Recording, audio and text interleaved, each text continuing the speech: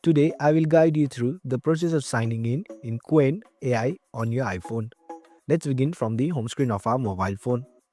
Open your application. Once you are in the main screen, you can tap into the gear icon at the top right corner of your screen.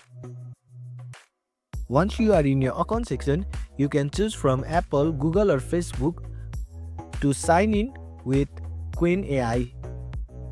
So tap on your desired platform. For me, it will be Apple. So tap on it and access your fingerprint touch.